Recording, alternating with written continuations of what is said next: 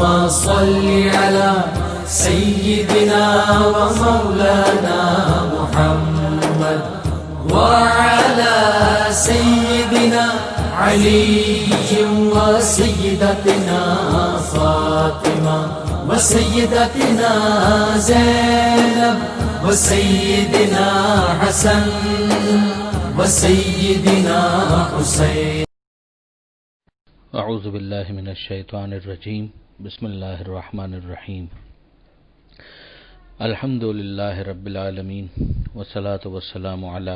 اشرف الانبیاء والمرسلین واہل بیتہ الطیبین الطاہرین المعصومین. اما بعد. سورہ براءت آیت نمبر 107 سے آیت نمبر 111 107 سے 111. یہاں پروردگار عالم مسجد ضرار پر گفتگو کر رہا ہے. ظاہر سیرت رسول صلی اللہ علیہ وآلہ وسلم کو مطالعہ کرنے والا ہر شخص جانتا ہے کہ پیغمبر اکرم صلی اللہ علیہ وآلہ وسلم کے زمانے میں بعض منافقین نے ایک مسجد قباء کے مقابلے پر تعمیر کی تھی اور یہ کہا تھا کہ ہم یہ چاہتے ہیں کہ بوڑھے اور دوسرے افراد جو بیمار ہیں اور جو مسجد نبوی سے دور ہیں وہ یہاں پر آ کر نماز پڑھا کریں اور ان کی سہولت کے لیے ہم یہ مسجد قائم کر رہے ہیں. مگر اس کے پیچھے ابو عامر راہب کی سازش تھی. یہ وہی شخص ہے کہ جو عیسائی ہو گیا تھا، رہبانیت اختیار کی تھی اور پیغمبر اکرم صلی اللہ علیہ وآلہ وسلم کے آنے کی بشارت بھی دیا کرتا تھا. مگر بات وہی ہے کہ جب پیغمبر اکرم صلی اللہ علیہ وآلہ وسلم مدینہ منورہ تشریف لائے تو لوگ ابو عامر راہب کے پاس سے چھٹ گئے اور پیغمبر اکرم صلی اللہ علیہ وآلہ وسلم کے پاس جمع ہو گئے.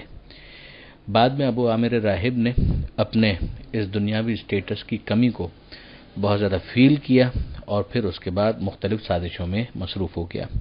پیغمبر اکرم صلی اللہ علیہ وآلہ وسلم نے اسے اسلام لانے کی دعوت بھی دی مگر اس نے اسلام قبول کرنے کے بجائے اسی کفر کے اوپر باقی رہنے کو ترجیح دی. جنگ احد میں بھی اس نے کفار کا ساتھ دیا تھا اور بعد میں یہ نوبت یہاں تک پہنچی کہ یہ قیصر روم تک اس نے اپروچ کی اور وہاں پر جا کر بھی سازشیں کرتا رہا. ایک اس نے خط لکھا تھا مسجد ضرار کے تعمیر ہونے سے پہلے مدینہ منورہ کے منافقین کو، جس میں ایک مرکز کی تعمیر کا ان سے کہا گیا تھا. مگر مرکز کی تعمیر کس مقصد کے لیے؟ ظاہر کہ اسلام کے اور مسلمانوں کے خلاف. یہ بظاہر ان کے لیے مشکل تھا، لہذا انہوں نے مسجد کی شکل میں ایک ایسا مرکز قائم کرنے کی کوشش کی. عنوان مسجد کا دیا گیا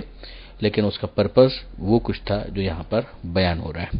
جب پیغمبر اکرم صلی اللہ علیہ وآلہ وسلم جنگ تبوک کے لیے جا رہے تھے تو اس موقع پر وہ افراد آئے اور پیغمبر اکرم صلی اللہ علیہ وآلہ وسلم سے گویا اس کا افتتاح کروانا چاہا کہ آپ یہاں پر کچھ نمازیں پڑھ لیں تاکہ اس جگہ کی ایک حیثیت بن جائے. پیغمبر اکرم صلی اللہ علیہ وآلہ وسلم نے اس وقت اپنے سفر کا حوالہ دیا کہ ابھی تو میں سفر پر جا رہا ہوں، جہاد کے لیے جا رہا ہوں. آ کر دیکھیں گے جب پیغمبر اکرم صلی اللہ علیہ وآلہ وسلم واپس تشریف لائے تو ان لوگوں نے ایک مرتبہ پھر اپروچ کیا، جس کے بعد یہ والی آیتیں نازل ہوئی جس کے اندر اس مسجد کو ضرار یعنی ضرر پہنچانے والی، نقصان پہنچانے والی مسجد قرار دیا گیا. دراصل یہ صرف عنوان مسجد تھا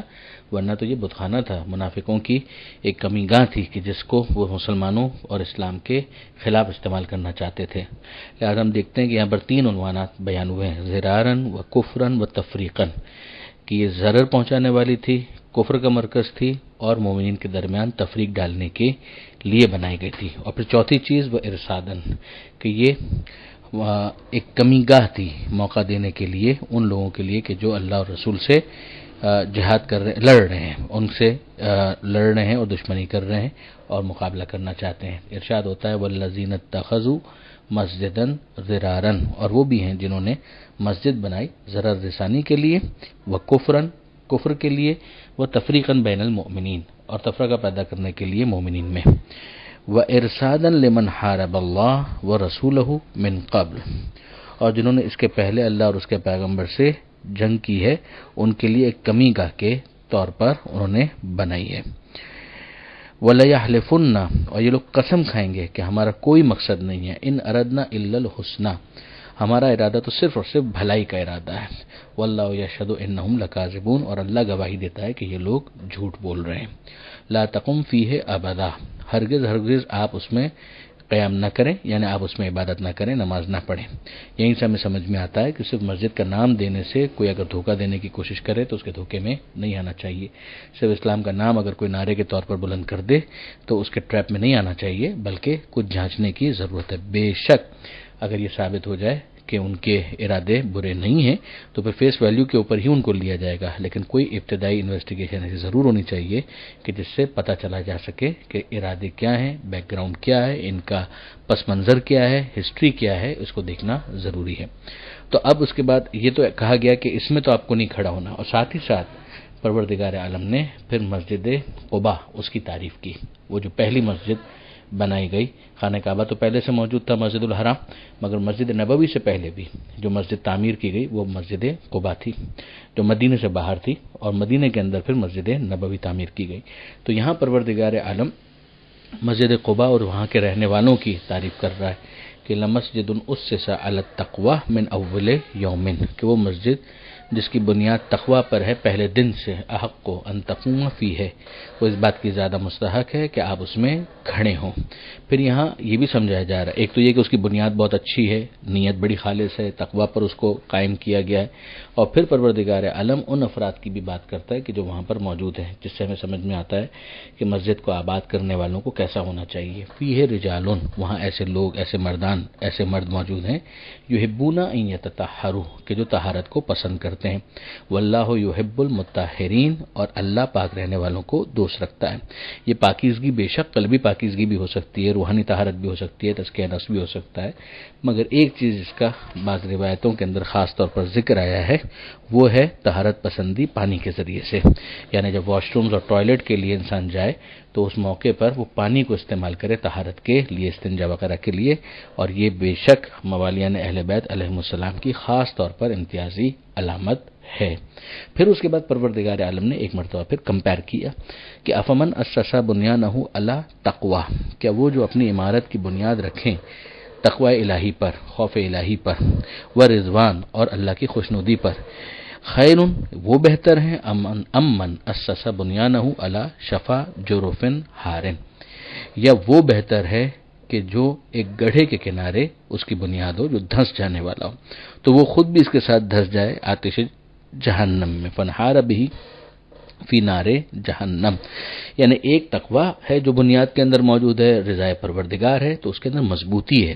وہ صرف ظاہری ڈھانچہ نہیں ہے، ایک خالی عمارت نہیں ہے، اور ایک ایسی عمارت ہے کہ جس کے اندر باطنی طور پر کوئی روح موجود نہیں ہے، تو وہ بالکل اگر آپ دیکھیں تو ویسی ہی ہے کہ اگر فقط فزیکل ٹرمز کے اندر بات کی جائے کہ جس کی کوئی فاؤنڈیشن نہیں ہے، بنیاد نہیں ہے، وہ گرنے والی ہے، کھوکھلی ہے، کبھی بھی گر سکتی ہے۔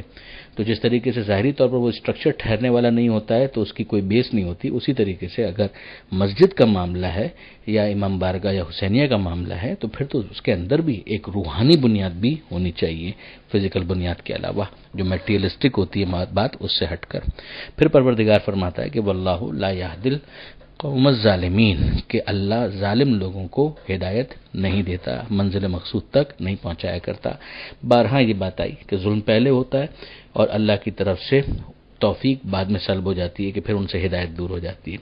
فسق و فجور پہلے ہوتا ہے، پھر اس کے بعد پروردگار عالم کی طرف سے ان سے ہدایت کو لے لیا جاتا ہے۔ پھر پروردگار فرماتا ہے کہ یہ جو مسجد زرار والے ہیں یا ایسے دوسرے افراد، ان کو تو بہرحال پھر اس مسجد کو ڈیمولش کر دیا گیا، یعنی جس کو بظاہر مسجد کا عنوان دیا گیا تھا مگر اس کو ڈیمولش کر دیا گیا، بلکہ اس کو کوڑا دان بنا دیا گیا، وہ کچرا پھینکنے کی جگہ بنا دیا گیا کہ لا یزال بنیانہم الذی بنوا، کہ یہ ان کی عمارت جو انہوں نے تعمیر کی ہے، ریبتن فی قلوبہم، ان کے دل میں ہمیشہ خلجان پیدا کیے رہے گی، ان کے دل میں ایک شک اور شبہ یہ اسی طریقے سے رہنے والا ہے، الا ان تقطع قلوبہم، الا یہ مگر یہ کہ ان کے دل ہی ٹکڑے ٹکڑے ہو جائیں۔ یعنی اب یہ زندگی بھر کا ان کا معاملہ ایسا ہے کہ بعض منافق اپنے نفاق ہی کے اندر ہمیشہ اسی طرح کی سازشیں کرتے رہتے ہیں۔ واللہ علیم حکیم، اور اللہ بڑا جاننے والا ہے، صحیح کام کرنے والا ہے، حکیم ہے یعنی صحیح کام کرنے والا ہے۔ یہ جو عمر بھر کا معاملہ ہے اسی کو یہاں پر سمجھایا گیا، ان تقطع قلوبہم، مگر یہ کہ ان کے دل ہی ٹکڑے ٹکڑے ہو جائیں، یعنی وہ مر جائیں۔ پھر اس کے بعد جو آیت اس صفحے پر موجود ہے اور آخری آیت ہے، اس میں پروردگار عالم نے صاحبان ایمان کی، جو واقعاً صاحبان ایمان ہیں، ان کی تعریف کی ہے کہ ان اللہ اشتری من المؤمنین انفسہم و اموالہم، کہ یقیناً اللہ نے خرید لیا مومنین سے ان کی جان کو بھی اور ان کے مال کو بھی. بِأَنَّ لَهُمُ الْجَنَّةَ، کس چیز کے عوض خرید لیا؟ جنت کے عوض خرید لیا، جو خود مولا کائنات کا بہت پیارا جملہ ہے نہج البلاغہ کے اندر کہ تمہارے نفس کی کم سے کم قیمت جنت ہے، اس سے کم میں اسے فروخت مت کرنا ورنہ ظاہر ہے کہ نقصان ہے. یقاتلون فی سبیل اللہ، تو اب ظاہر ہے کہ یہ مومنین کہ جنہوں نے ایمان کے اظہار کے ساتھ ہی گویا اپنے آپ کو بھی بیچ دیا اور اپنے مال کو بھی بیچ دیا جنت کے عوض، تو اب یہ کیا کرتے ہیں کہ یقاتلون فی سبیل اللہ، یہ اللہ کی راہ میں قتال کرتے ہیں. یعنی جب موقع آتا ہے تو پھر میدان میں آتے ہیں، ڈٹ جاتے ہیں. فیقتلون و یقتلون، قتل کرتے بھی ہیں، قتل ہو بھی جاتے ہیں. میدان میں آ کر یہ یاد رکھیے گا کہ جب جہاد کا موقع ہو تو انسان کے بس میں، ایک مجاہد کے بس میں صرف سے بات قدم ہے کہ وہ اپنے ایمان کا اظہار ثابت قدمی اور صبر کے ذریعے سے کرے. اگر وہ میدان میں ٹکا رہتا ہے تو پھر اس کے بعد وار اس کا چلے گا یا دشمن کا چلے گا، یہ اس کا اختیار نہیں ہے. وہ اس نے اپنی پوری کوشش کرنی ہے،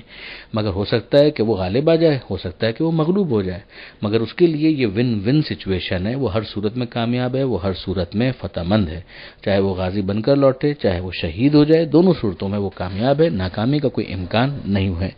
بس یہاں پر اس سے جس چیز کا مطالبہ کیا جا رہا ہے کہ وہ ثبات قدم کا مظاہرہ کرے، بھاگنے کی اسے اجازت نہیں ہے. یہ بہت امپورٹنٹ ہے. یہاں پر بھی آپ دیکھ لیجئے دو ہی چیزیں، فیقتلون و یقتلون، وہ قتل کرتے بھی ہیں، قتل ہو بھی جاتے ہیں. پھر اس کے بعد کیا ہے کہ وعدن علیہ حقا فی التوراۃ والانجیل والقرآن، یہ برحق وعدہ ہے اللہ کے ذمے، یہ وعدہ ہے اس کے ذمے اور سچا وعدہ ہے. حقا فی التوراۃ والانجیل والقرآن، اور کوئی نیا وعدہ نہیں ہے. تورات میں بھی اس کا ذکر ہے، انجیل میں بھی ذکر ہے اور قرآن میں بھی ذکر ہے. وَمَنْ أَوْفَى بِعَهْدِهِ مِنَ اللَّهِ، اور اللہ سے بڑھ کر اپنے وعدے کو پورا کرنے والا کون ہے. فَاسْتَبْشِرُوا بِبَيْعِكُمْ، مبارک ہو ان کو، تمہیں اس بیع کی یعنی اس خرید و فروخت کی مبارک ہو، تمہیں اب تمہارا یہ بیچنا، الذی بایعتم بہ وذالک هو الفوز العظیم، اور یہی تو بہت بڑی کامیابی ہے. بس ایک بات رہ جاتی ہے کہ مومنین کے نفسوں کو خریدا ہے اور ان کی جانوں کو خریدا ہے جنت کے عوض، اور جو امیر المومنین ہیں ان کے نفس کو پروردگار نے خریدا اپنی مرضی کے عوض، جس کا ذکر سورہ بقرہ میں ہم پڑھ چکے. وَمِنَ النَّاسِ مَن يَشْرِي نَفْسَهُ ابْتِغَاءَ مَرْضَاتِ اللَّهِ، کہ لوگوں میں وہ بھی ہے کہ جو اپنے نفس کو مرضی پروردگار کے عوض بیچ دیتا ہے. جب پیغمبر اکرم صلی اللہ علیہ وآلہ وسلم کے بستر پر شب ہجرت امیر المومنین لیٹے تھے تو پروردگار عالم نے یہ آیت نازل کی تھی. من جملہ احیاء العلوم امام غزالی میں بھی یہ موجود ہے. پروردگار عالم سے دعا ہے قرآن پڑھنے، سمجھنے اور عمل کی توفیق عطا فرما، اور وارث قرآن امام زمانہ کے ظہور میں تعجیل فرما. وآخر دعوانا ان الحمد للہ رب العالمین، والسلام علیکم.